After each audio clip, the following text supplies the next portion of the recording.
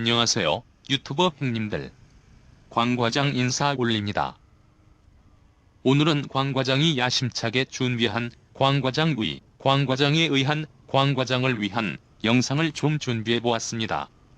언젠가 한 번은 제 이야기를 소재로 영상을 만들어 보고 싶었는데 다행히 제 동영상을 시청해 주시는 유저분께서 제 이야기를 한번 해달라고 하셔서 한번 기획하여 만들게 되었습니다. 그래서 야심차게 준비한 내용이 광 과장이 어떻게 베트남에 빌부터 살게 되었는지, 광 과장 씨의 증언을 토대로 베트남 정착 가이드로다가 제 주관적인 의견을 반영한 광 과장 히스토리 장편 서사 드라마를 퇴근길 투어 영상으로다가 만들어서 노가리 썰을 풀어보도록 하겠습니다. 우선 어떤 분이 물어보신 것 중 하나가 왜 광 과장이라고 하셨나요? 인데요. 다른 건 아니고 제 이름에 광이란 단어가 들어가고 또 다른 이유는 제가 한번 일을 시작하면 미친 듯이 열정을 가지고 일을 하기 때문에 붙은 별명이죠. 근데 제 똘끼와도 맞물려 그냥 마음에 들어 광 과장이라고 하게 되었습니다. 물론 회사에서도 저를 광 과장이라고 부르고 있죠. 좋게 말해 열정적이지 한마디로 미친놈입니다. 그리고 또 물어보신 것 중 하나가 광 과장님 무슨 일 하세요? 어떻게 베트남에 정착하게 되었나요? 인데요. 이제부터 본격적으로 지루해질 수 있으니 정신줄 꼭 잡고 따라오셔야 합니다. 우선 전 베트남에서 게임 서비스를 하고 있습니다. 처음에는 베트남 국영기업에서 일을 했었는데 올해 그만두고 한국에서 개발된 스마트폰, 모바일 게임을 베트남에 서비스하고 있죠. 시뮬레이션 게임, 캐주얼 게임, 퍼즐, 퀴즈, 카드 등등 다양한 장르를 서비스하려고 준비 중이죠. 그리고 제가 처음 베트남에 온 건 2008년 베이징에 올림픽이 열린 그해 제가 베트남으로 넘어오게 됐죠. 그전에는 약 2년간 중국에 있었는데 이후 휴식 기간도 없이 바로 베트남으로 넘어오게 되었죠. 처음 베트남 넘어왔을 때 첫인상이 덥다. 그것도 졸라 덥다. 전 처음에 한증막 온 줄 알았습니다. 가뜩이나 한국은 겨울이었어서 옷도 졸라 두껍게 입고 심지어 쫄쫄이 타이즈까지 입고 호치민 공항 도착하자마자 땀을 한 테러 뽑았습니다. 그리고 한 가지 더 놀란 것이 이 어마무시한 오토바이 저글링 때에 깜놀했습니다. 정말 이건 헐, 대박이었습니다. 그렇게 처음 베트남 와서 말도 잘 안 통하지, 베트남 애들은 날 개무시하는 것 같지, 주변에 연령대 비슷한 친구도 없지 해서 많이 외로웠었죠. 그래서 한 3개월 정도는 우울증 비스무리하게 기력도 없고 입맛도 없고 복날 닭새끼 마냥 삶에 낙이 없었죠. 그러다가 하루는 문득 맨날 절 보며 웃어주던 개님을 보고 각성을 하고는 아, 이렇게 살면 안 되겠다. 까딱 잘못하다간 변태오 타쿠 찌질이로 늙어 죽겠다 싶어 나만의 낙을 하나씩 찾기 시작했죠. 근데 우선 베트남의 처음 생활을 준비하시는 분들께 드리고 싶은 말은 꼭 이곳 생활에 적응 먼저 하시라고 말씀드릴게요. 일이면 일, 공부면 공부, 사랑이면 사랑, 놀 거면 니나 너. 아무튼 목적에 따라 빠른 적응을 하시라고 말씀드릴게요. 그렇게 적응을 해야 외로운 것도 심심한 것도 생기는 거지, 적응도 안 된 상태에서는 베트남 생활이 아예 하기도 싫고 두렵고 하실 거예요. 그렇게 한 일주일 아니면 한 달, 아, 이렇게 생활하면 되겠구나 라고 적응이 되는 순간 이제 숨어있던 외로움과 심심함, 적적함이 스물스물 꿈틀될 겁니다. 그때부터 어떻게든 인터넷에서 검색을 하던 주위에 물어보던 정말 간단한 대화, 숫자는 베트남어로 익히세요. 그리고 나가시면 돼요. 처음에는 저도 오토바이가 없었어서 택시를 타고 폭풍 구글링과 내 인연에게 추궁하여 그나마 내가 갈 만한 곳을 정해 무작정 길을 나서곤 했죠. 약간 두렵긴 했지만 그때부터 본격적으로 설레이는 베트남 라이프가 시작됐죠. 위험하지 않냐라고 생각하시는 분들도 계시는데 베트남에서는 그렇게 무리하게 돌아다니는 거가 아니라면 큰 문제가 되진 않아요. 그리고 오토바이가 생기면 신세계가 펼쳐지지만 그렇지 않다면 우선 짝퉁 택시와 진짜 택시를 잘 구별하는 법만 익히시고 택시 타고 돌아다니시는 것도 나쁘진 않아요. 단지 돈이 좀 받쳐줘야 되긴 하는데 나름 경비를 아껴가며 마이 베트남 라이프를 준비하기 시작했죠. 참고로 베트남 택시비가 무시 못할 정도로 가격이 좀 됩니다. 한 13km 정도 거리는 약 20만 동 정도 요금이 나오죠. 1km 16,000동 정도 될 겁니다. 그렇게 미리 인터넷으로 찾아보고 가보고 싶은 곳 가보기도 하고 경험도 해보고 베트남 말은 뭣도 모르지만 내 나름 합리적인 소비 내에서 해볼 거 해보고 하면서 조금씩 재미를 찾기 시작했죠. 지금 생각하면 조금 과한 소비였기는 한데 그래도 경험값이다 생각하고 잘 써돌아다녔던 것 같네요. 우선 한국분들이 쉽게 접할 수 있는 것이 맛집 투어, 마사 투어, 혼자 관광 투어, 클럽 투어, 운동 투어 등등등 아무튼 여러 가지가 있죠. 그 중에 가장 베트남 문화를 접하기 쉬운 것이 맛집 투어와 관광지 혼자 관광 투어가 있죠. 그런데 말입니다. 노파심에 미리 말씀드리자면 술집 룸빵 투어 같은 건 그냥 경험한다는 생각만 가지시고 너무 깊게 빠지시진 마세요. 저도 한때 그렇게 술집 여자와 데이트도 하고 이게 사랑이구나 하고 콩깍지 쥐어있던 적이 있는데 그 끝이 절대 좋지는 않더라고요. 다 그런 건 절대 아니지만 꼭 그렇게 만난 친구들이 만나다 보면 엄마가 아픈데 병원 갈 돈이 없어요. 스마트폰을 잊어버려서 전화가 안 돼요. 동생이 머리가 좋은데 대학 갈 돈이 없어요. 일하면서 그런 경제적인 부담을 꼭 만나는 남자에게 기대려고 하죠. 뭐 베트남만 그렇다는 건 아닌데 그런 기대를 조금 쉽게 요구하곤 하죠. 돈도 돈이지만 나중에 후회하시는 분들이 훨씬 더 많고 마음 다치시는 분들이 많아 노파심에 미리 말씀드려요. 그것도 사랑이라면 사랑이죠. 사랑은 사랑인데 힘든 사랑, 마음 아픈 사랑이죠. 캬하. 기가 막힌 광과장에 비유가 오졌다리 오졌어. 광과장에 입담이 오지구엽. 표현력 지리구엽. 그리고 만약에 맛집 투어 다니시려면 하루 한 집씩만 정해가서 잡숴보세요. 그러다 보면 베트남에 대해 이해하기가 참 쉬워지죠. 그들의 문화, 습성, 좋아하는 것들 등등.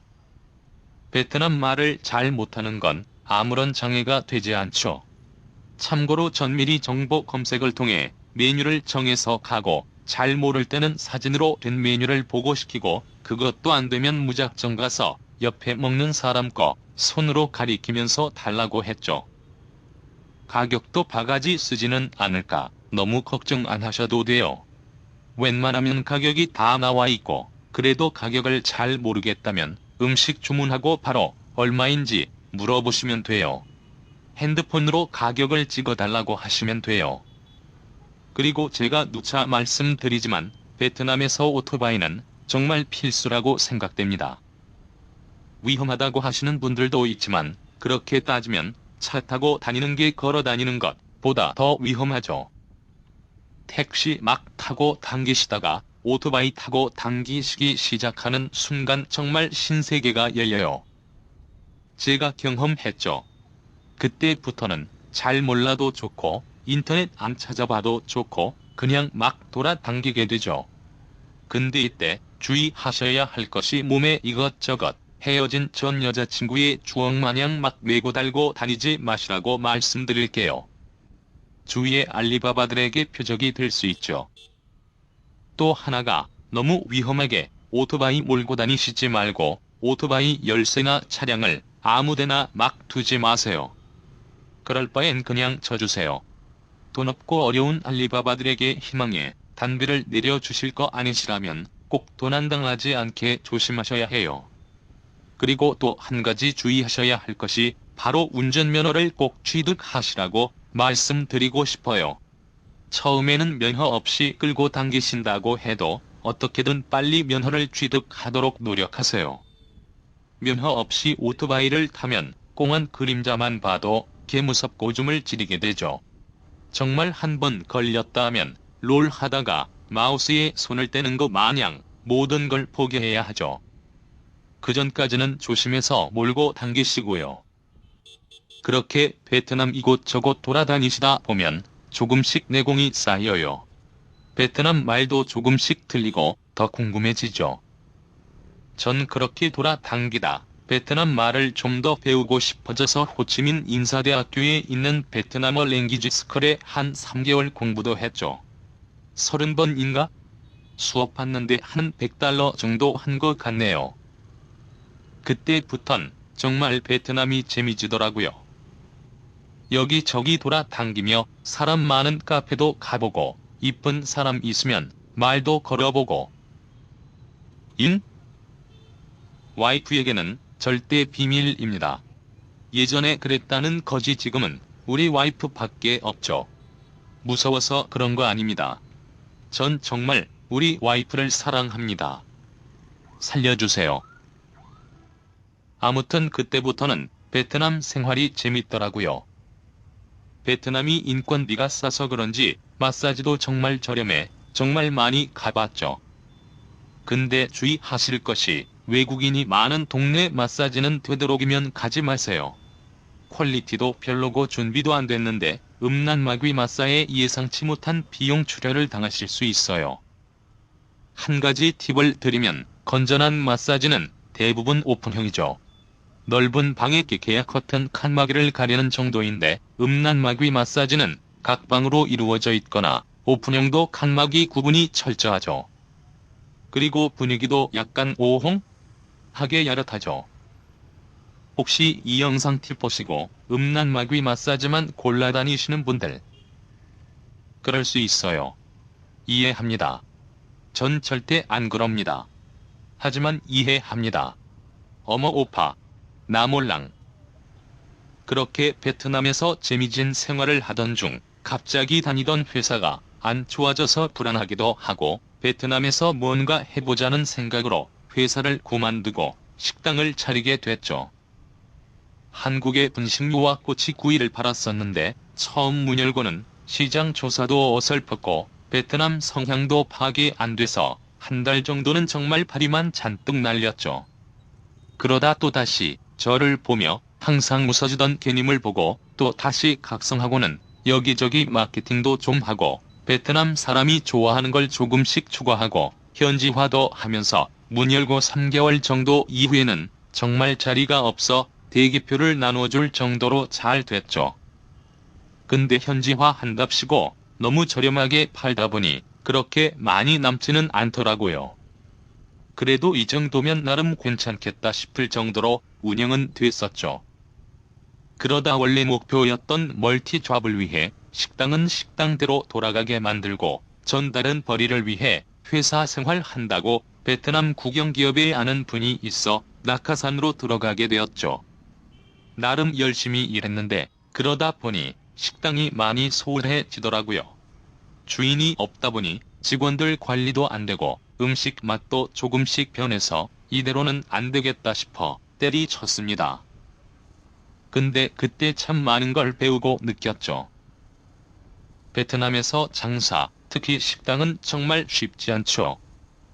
정확한 컨셉, 좋은 장소, 확장성, 수익성이 충분히 고려되어야 하고 무엇보다 중요한 건 베트남 애들이 유행에 민감해서 소소한 변화를 잘 줄 수 있도록 하셔야 돼요.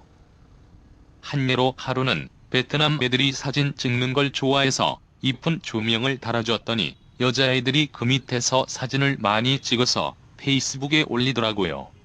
베트남 애들이 의외로 작은 것에 감동을 많이 받죠. 전 나중에라도 또 가게를 열고 싶은 마음이 있습니다. 아직 정신 못 차린 거죠. 아무튼 그렇게 잘 말아먹고 다시 회사 생활을 하다 미용실에 머리 깎으러 갔다가 우리 와이프를 만났죠. 와이프는 보조 미용사였는데 제 머리 감겨주다가 저에게 슬슬 수작질 작업을 걸어오더라고요. 아닌가? 지금 생각해보면 제가 너무 김칫국 먹은 것일 수도 있는데 아무튼 그렇게 머리 깎으러 갔다가 하루는 정전이 돼서 날도 덥고 포장 커피 한 잔 사주겠다고 하곤 노가리를 좀 까다 친해져서 결국 이 지경이 됐죠. 여기서 잠깐 광 과장이 알려주는 연애 수작질 팁 3. 이렇게만 하면 나도 매력남? 첫째, 잘해주는 여성분은 절대 경계하지 말기. 베트남 여성분들이 매우 솔직한 편이죠. 비밀이 없다는 게 아니고 내숭이 많이 없죠. 좋아하면 감정 표현을 매우 적극적으로 하죠. 그러니 호감을 표현하는 여성분께는 마음을 여시고 잘해주세요. 그리고 이걸 어떻게 해봐야겠다 라는 생각 갖지 마시고 그냥 우선 친해지세요. 본인도 싫지 않다면 그렇게 조금씩 친해지시면 돼요. 둘째, 베트남 여성분은 비교적 마음을 쉽게 여니 상식적인 만남을 준비하기. 하루하루 시간 가는 게 싫고 외로워 미치겠고 빨리 초특급으로다가 진도를 뽑아야겠다가 아니라면 천천히 시간을 갖고 만남을 가지라고 말씀드릴게요. 그냥 확 이걸 잡아뜨려 확 이러시면 오히려 역효과로 여성분께서 오로라 실드를 치며 경계하실 수 있어요. 되도록이면 상식적인 차원에서 조금씩 알아가면서 만남을 유지하세요. 나 말고 다른 남자가 있는 건 아닌지, 나를 어떻게 생각하는지를 천천히 알아보도록 하세요. 베트남 여성분들이 한번 마음을 주면 그 다음부터는 정말 KTX보다 더 빠른 진도가 보장되니 그 전에 무조건 잘 알아보세요. 그것도 나름 설레이고 재미집니다. 셋째, 이 여자다 싶으면 절대 장난으로 만남을 갖지 말고 미래를 건설하기. 사람 앞날은 어떻게 될지 모르지만 정말 괜찮고 마음에 드는 사람이 생기신다면 책임지세요. 산나로 태어나 무책임한 행동하지 마시고 반드시 책임지세요. 오늘 오빠가 손만 잡고 잘게, 오빠 못 믿어? 하지 마시고 책임지세요. 아무튼 그렇게 우리 와이프도 만나 결혼도 하고 현재는 건실하게 열심히 잘 살아보려고 새마을 운동 중입니다. 베트남에 생활을 하시려면 당연하겠지만 무엇보다 우선 안정된 돈벌이가 받쳐줘야 하죠. 그리고 외로움을 달래줄 사람 또는 나만의 낙을 찾는 거죠. 인생 뭐 있나요? 아끼면 똥 됩니다. 쓸 때 쓰고 해야죠. 전 많이 벌지는 않지만 나름 합리적으로 소비를 하고 있죠. 마누라와 같이 살면 한 달에 집세 포함 약 80만원 정도 쓰는 것 같네요. 그래도 주말에는 꼬박꼬박 와이프와 데이트도 하고 아직 아기가 없어서 그런지 많이 아껴서 쓰고 있죠. 한인타운 쪽에 살고 계신 분들은 절대 그렇게 생활을 못 하시겠지만 전 마누라도 베트남 사람이고 저도 로컬 분위기를 너무 좋아해서 그런지 로컬식 생활을 하고 있어서 생활비가 그렇게 많이 들지는 않죠. 저도 1년에 한두 번씩 한국에 출장도 가고 가족도 만나러 가곤 하는데 정말 한국에서 생활하는 건 대단한 것 같습니다. 저 혼자 한 일주일 다녀오는데도 베트남서 보름치 생활비는 자연스럽게 쓰게 되더라고요. 정말 나중에 아기가 생겨 아기 교육을 생각하지 않는다면 전 계속 베트남에 뿌리 내릴 생각입니다. 모르죠. 나중에 로또라도 당첨된다면 한국에서 살지도 모르죠. 전 그래도 베트남이 좋습니다. 이곳 생활에 적응되다 보니 이제 다른 데서는 못 살 것 같아요. 오늘도 이렇게 노가리를 한창 늘어놓다 보니 어느새 집에 도착했네요. 오늘 어떻게 유익하게 보셨나요? 이렇게 준비한 영상이 베트남에서 생활을 준비하시는 분들께 많은 도움 되었는지 모르겠습니다. 오늘 영상이 다소 루즈하셨을 수도 있을 건데 언젠가 제 이야기를 하고 싶어서 마련한 영상이니 넓고 깊고 맑은 마음으로 이해해 주시기 바랍니다. 안 그럼 광 과장이 꿈에 나타나 똥드립 칠지도 모릅니다. 별똥별, 닭똥집, 동그랗다, 개똥. 다음 편은 우기 때 다낭에 놀러간 영상을 준비할 예정인데 놀러갔는데 비가 많이 와서 더럽게 기쁘고 행복했던 영상인데요. 그래도 다낭 여행지에 관심 있으신 분들은 다음 편을 기대해 주세요.